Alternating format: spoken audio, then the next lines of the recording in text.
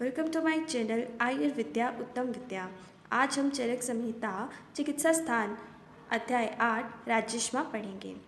राजश्मा का शाब्दिक अर्थ जाने तो इसका मतलब है राजा प्लस यक्ष्मा, अर्थात राजा क्यों कहा जाता है इसे। क्यों? क्योंकि आचार्य चरक ने सूत्र स्थान 25 में ये बताया है कि ये रोग समूहा नाम श्रेष्ठ है, इसलिए इसे राजा की जो संज्ञा है वह दी गई है। और यक्ष्मा का शाब्दिक अर्थ होता है रोग, तो राजा का रोग। इसके अलावा एक पुरानी कथा भी आचार्य चरक ने इसी अध्याय में वर्णित की है, जिसमें क्योंकि यह सर्वप्रथम चंद्रमा को हुआ था और जो चंद्रमा हैं वो नक्षत्रों के राजा कहे जाते हैं, इसलिए इसे राजश्मा की संज्ञा दी गई थी। तो ये बात हुई उसके नाम पर। अब इसके पर्याय की बात करते हैं। तो जो पर्याय हैं वो है यक्ष्मा, क्रोध, दुख, ज्वर एवं रोग। अब इसके एक बार आत्म लक्षण के बारे में जान लेते हैं, फिर इसी से कोरिलेट होके इसके पर्याय लर्न हो जाएंगे हमें। तो आत्म लक्षण क्या होता है इसका? सर्वांग ज्वर। मेनली क्या होता है, जो राजश्मा रोग है ना, इसमें जो मेन लक्षण हमें मिलता है ना वो सर्वांग ज्वर और कास में भी जो मेन जो प्रतिशाय है, यही लक्षण नॉर्मली तौर पर जो उसके आत्म लक्षण है जो डिफाइन करते हैं किसी भी रोग को, वो हमें मिलते हैं। तो मेन लक्षण क्या हुआ? ज्वर। तो इसी से इसके पर्याय याद हो जाते हैं कि यक्ष्मा को दुख है कि उसे ज्वर रोग है, तो इसी ट्रिक से याद हो जाएंगे हमें इसके सारे सिनोनिम।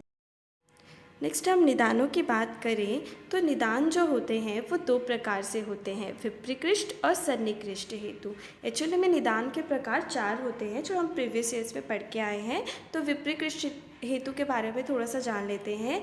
ये वो हेतु होते हैं जो काल और अवस्था के अनुसार जब दोषों का नॉर्मली रूप से रीतों के अनुसार संचय होता है, उसी में ये प्रकोपित हो जाते हैं। और जो सन्निकृष्ट हेतु होते हैं वो किसी सद्य कारण से दोषों का प्रकोप होता है और देन व्याधि उत्पन्न होती है, जैसे कि उपसर्ग संक्रमण यानी कोई इन्फेक्शन हो जाए तब। तो विप्रकृष्ट हेतु या जो इसके मेन हेतु जो 4 कारण माने गए हैं, जो इसके कारणों के आधार पर भेद भी कहे गए हैं, वो ये हैं।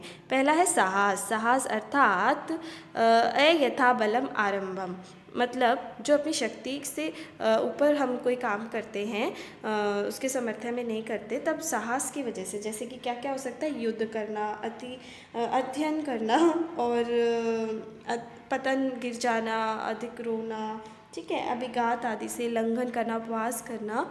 और जो सेकंड है वो है वेग संधारण, तो मलमूत्र आदि के वेगों को धारण करने से सेकंड ये हो सकता है, ठीक है। और जो क्षय है वो थर्ड है। और जो चौथा है यक्ष्मन कारणम विद्यात चतुर्थनम विषम अशनम। विषम अशनम अर्थात समर्शन या विरुद्ध आहार का सेवन करना। तो ये 4 जो है वो मेन कारण माने जाते हैं।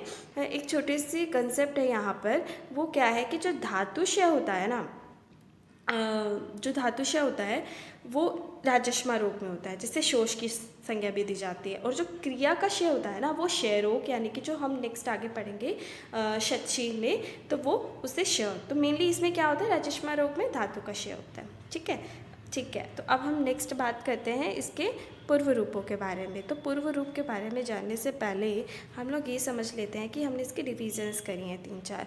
तो सबसे पहले जब किसी को भी राजश्मा रोग होता है तो सबसे पहले उसे प्रतिशाय होता है। तो प्रतिशाय और क्या होगा, उसे दुर्बल्यता आएगी और उसे अश्नत चय अभी बलमांस क्षय। तो मेन तो इसका लक्षण क्षय ही है ना, तो नॉर्मल जितना खाना इंसान को खाना चाहिए, जब वो उतना ही खा रहा होता है तब भी उसका शरीर में बल मांस आदि का क्षय होता रहता है, ठीक है। अब नेक्स्ट इसके रिवीजन ये है कि दोष दर्शनम ए दोषेशु, अर्थात किसी चीज़ में दोष नहीं होने पर भी वो दोषों को देखता है और घृणा करता है। और नेक्स्ट क्या है, विभत्स दर्शनम, अर्थात जो उसका शारीरिक लुक हो जाता है ना, वो ऐसे डरा हुआ सा लगता है, ठीक है। इसलिए वो क्या करता है, अपने शरीर को वस्त्रों से ढकता रहता है। और एक जो वर्ड आएगा वो उपसमार रूप में अगले चैप्टर्स में आएगा, हम पढ़ेंगे विभत्स चेष्टा, वो डरी हुई हरकतें करना, वो उपसमार रूप का है। तो इसमें दोनों में कन्फ्यूजन हो जाती है, ठीक है। अब नेक्स्ट है स्वप्ने श्वापद शिकारी से हारना, अर्थात स्वप्न के अंदर वो ये सारी चीज़ें देखता है, जैसे कि शिकारी से हारना, जलाशय सूखना, पर्वत गिरना, प्रकाशों को गिरते हुए देखना, सूर्य चंद्रमा तारे, ये सब। और नेक्स्ट जो है वो है केशानाम नखानाम च अभिवर्धनम, ये भी बहुत इंपॉर्टेंट है। ये प्रमेय रोग में भी हमने पढ़ा था कि केश और नख की वृद्धि हो जाती है, और ऐसा ही ये रोग है जिसमें इसकी वृद्धि हो जाती है, ठीक है। तो अब नेक्स्ट हम पढ़ेंगे तो नेक्स्ट हम पढ़ेंगे सामान्य संप्राप्ति। और जो संप्राप्ति है ना वो हम यहाँ पे इस अध्याय में काफ़ी बार आएगी, तो कंफ्यूज नहीं होना। तो सबसे पहले हम सामान्य संप्राप्ति की बात करते हैं। बिल्कुल ईजी है, ऐसा कुछ खास नहीं है इसमें। सबसे पहले जब हम निदानों का सेवन करते हैं, जो अभी हम वर्णन करके आए हैं, विपरीकृष्ट, सन्निकृष्ट, ठीक है, उनसे क्या होता है, विषम अग्नि हो जाती है। तो अग्नि की विषमता होगी तो आहार क्या होगा, अच्छे से पचेगा नहीं। तो जो आहार पाक और धातु की क्रिया है ये डिस्टर्ब हो जाती है बॉडी के अंदर। तो जो आहार रस से आते अन्य रस जो बनना होता है ना वो नहीं बन पाता। जो शेष पड़ा हुआ आहार रस होता है वो विशेषकर कफ का निर्माण करता रहता है वहाँ पड़े पड़े, और जिसकी वजह से क्या होता है, कफ का दोष प्रकोप यानी कफ की वृद्धि हो जाती है। और ये 3 चीज़ों को करता है ये जो कफ होता है ना। तो वो 3 चीज़ें कौन कौन सी हैं? पहली है स्रोतसा नाम सन्निरोध, अर्थात जो स्रोतों के मार्ग होते हैं उनको बंद कर देता है, ठीक है। और नेक्स्ट रक्त आदि नाम संशय, और अगर ये खुद बढ़े जा रहा है तो रक्त आदि धातु का जब स्रोत अवरोध हो जाएंगे तो उससे क्या होगा, नेक्स्ट जो धातु है उसकी उत्पत्ति नहीं हो पाएगी। तो रक्त धातु का क्षय, रक्त आदि धातु का क्षय करता रहता है। और धातु शनाम अपचय, और धातु अग्नि तो वैसे भी ह्रास हो जाएगी जब धातु ही नहीं बन रही है। पहली धातु नहीं बन रही तो नेक्स्ट वाले की अग्नि अपने आप डाउन हो जाएगी। तो जो सातों धातु अग्नि होती है उनका नाश हो जाता है, और यही सभी फैक्टर्स मिलके राजश्मा रोग की उत्पत्ति के कारण बनते हैं। तो ये बात हुई सामान्य संप्राप्ति की। अब जब हम इसके संप्राप्ति प्रकार और लक्षण एक साथ देखेंगे, तो अगर हम सबसे पहले जो है हम लक्षणों के आधार पर इसको जानते हैं, ठीक है। तो अब इसके संप्राप्ति की बात करते हैं। तो आचार्य ने बताया है कि आचार्य चरक ने कहा है, रस स्रोतस सुश्रुदेशु, अर्थात रस व स्रोत तुष्टि और अवरोध होने से क्या होता है, नेक्स्ट स्वस्थान स्थो विद्यते, अर्थात जो आद्य रस के स्रोतों में न जाने से वो एक स्थान सब स्थान पर पड़ा हुआ संचित होकर वहाँ पर ही विदहिते विदग्ध होने लग जाता है। और अनेक रूपों से ऊर्ध्व कास वेगेन बहु रूपों परवर्ते, और बहु मतलब अनेक रूपों में या अनेक लक्षणों में वो जो है कास आदि के वेग के थ्रू जो दोष हैं वो ऊर्ध्व की तरफ गमन करते हैं और कांस आदि का वेग उत्पन्न करते हैं। यही यक्ष्मा रोग है सॉरी। और इसमें जो है ना, इसमें अनेक रूपों को इन्होंने जो डिविजन्स किया आचार्य चरक ने, इसके 3 प्रकार मान लिए हैं। और वो 3 प्रकार कौन कौन से हैं, तो अनेक रूपों के बेसिस पे त्रिरूप, षड्रूप और एकादश रूप, ठीक है।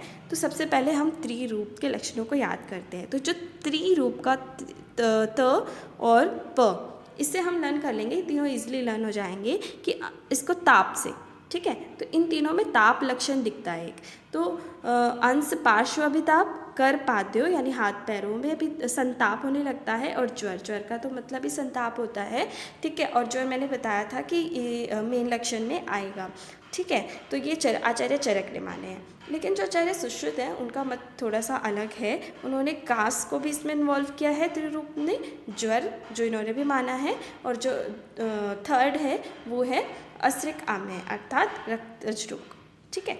तो नेक्स्ट हम बात करते हैं षड्रूप की। तो षड्रूप में क्या आएगा, तो इसे नॉर्मली ऐसे याद कर सकते हैं कि जैसे किसी को बुखार हुआ, ज्वर, तो उसे खांसी भी होगी, गले में खराश, उसका खाना खाने का मन नहीं करेगा, लूज मोशन लग जाएंगे, और इन लूज मोशन जाने की वजह से उसको पार्श्वशूल होगा। तो ये नॉर्मली भी वैसे भी लर्न हो जाएंगे कि ये षड रूप होते हैं, ठीक है।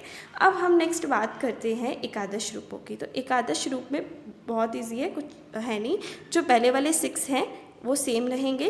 इसके अलावा जो एकादश का ए और श का एस पकड़ के हम लोग याद कर सकते हैं। ए से अंश ताप हो गया। उसके बाद क्या है, एस से 3 है, शोणित वमन यानी रक्त वमन करेगा, श्लेष्म वमन यानी उसके कफ छर्दन करेगा, कफ थूकेगा, और शिराशूल। तो ये लर्न हो गए, 11 हो गए पूरे, ठीक है। कुछ एक्स्ट्रा पॉइंट्स हैं कि उसका कास का स्वरूप कैसा होगा। तो कास जो होगा वो पिच्छिल, बहल, गाढ़ा, विस्र, अम्ल, हरित, श्वेत और पीत होगा। और जो अतिसार होगा वो इसका स्वरूप कैसा होगा, पिच्छिल और द्रव रूप होगा। तो ये तो हो गया हमने जब लक्षणों के आधार पर इसके प्रकार बताए थे, त्रिरूप, षड्रूप और एकादश रूप। नेक्स्ट बात करते हैं कारण भेद से। तो कारण भेद से हम पहले ही इसको बताया था कि निदानों के आधार पर इसके जो होते हैं साहसिक और वेग संधारण जन्य, धातुशय जन्य और विषम आसंजन्य। ठीक है, विषम आसंजन्य ये जो है 4 इसके प्रकार होते हैं। तो इसकी संप्राप्ति बिल्कुल ईजी है। जो साहसिक है और जो धातुशय है, साहस करने से क्या होता है, धातुशय होता है। ठीक है, तो इन दोनों की संप्राप्ति जो है एक ही है। इसको कैसे लर्न करेंगे, जो साहस का कोई कार्य करने से या साहस करने से जब धातुशय होता है तो धातु कौन सी सर्वप्रथम दूषित होती है, शुक्र दृष्टि, और शुक्र का क्षय होने लगता है। और जब शुक्र का क्षय होगा तो ओज का भी क्षय होगा, जो धातु क्षय से होगा। ठीक है, तो इन दोनों से क्या होता है, वात प्रधान त्रिदोष प्रकोपित हो जाते हैं शरीर में, और प्रतिलोम कर्म से धातु क्षय, यानी शुक्र से धन, मज्जा, धन, अस्थि और ऐसे रस तक सभी जो धातुएं हैं वो धीरे धीरे क्षीण होती जाएंगी और शोष रोग की उत्पत्ति कर देंगी। ठीक है, अब वेग संधारण जन्य और विषम आसंजन्य, तो इसमें क्या होता है, जब वेगों का धारण करेंगे या फिर अविरुद्ध जो विरुद्ध आहार है उसका सेवन करेंगे तो अवरुद्ध हो जाएगी, वात प्रकोप हो जाएगा। और कौन सा, कफ प्रधान इसमें त्रिदोष प्रकोप होता है, और स्रोतों को वहाँ पे जाके कफ भर जाएगा, स्रोत बंद हो जाएंगे और पोषण नहीं हो पाएगा अगली धातुओं का। तो ऐसे रस, रक्त, मांस, ऐसे नॉर्मली शुक्र तक अनुलोम क्रम में धातु का क्षय होता है, और यही शोष यानी राजश्मा रोग को उत्पन्न करता है। ठीक है, तो नेक्स्ट है इसमें जो इसके अलग अलग लक्षण बताए हुए हैं, ये चारों के, ये ज़्यादा इंपॉर्टेंट नहीं है बट एक बार रीड कर लेते हैं। तो इसमें कुछ खास है नहीं, इसके 11 लक्षण होते हैं, इसमें 11 डिविजन्स कर दिए हैं चारों में, तो मोस्टली सेम ही होते हैं, कुछ डिफरेंस है वो हम देख लेते हैं। सबसे पहले शिरशूल, तो शिरशूल जो है वो चारों में होता है। जो इसमें है क्या कहते हैं, जो पहला साहसिक है उसमें क्या रहेगा, कंठ उद्वंस होता है। ठीक है, और नेक्स्ट में तीनों में अंशताप, अंशताप और अंशताप रहता है। उसके बाद जो नेक्स्ट है वो है कास, तो कास भी सब में होता है, स्वर भेद भी सब में, लेकिन जो धातुशय जन्य है उसमें क्या रहेगा, स्वर क्षय भी हो गया, स्वर भेद की जगह स्वर क्षय होता है। ठीक है, धातुशय तो क्षय से लर्न हो जाएगा कि इसमें स्वर भेद नहीं होता, स्वर क्षय होता है। नेक्स्ट है अरुचि, तो अरुचि भी सब में रहेगी, पार्श्वशूल सब में रहेगा, अतिसार सब में रहेगा, बट जो लास्ट वाला है हमारा विषम आसंजन्य है उसमें वमन हो जाता है, जब हम कुछ गलत खा रहे हैं तो वमन हो जाएगा। ठीक है, तो नेक्स्ट है हमारा जिम्बा, जिम्बा जो है वो पहले वाले में है साहसिक में, और बाकी सब में दोनों में अंगमर्द है, और लास्ट जो विषम आसन है उसमें प्रसेक है। ठीक है, ज्वर सब में है सेम।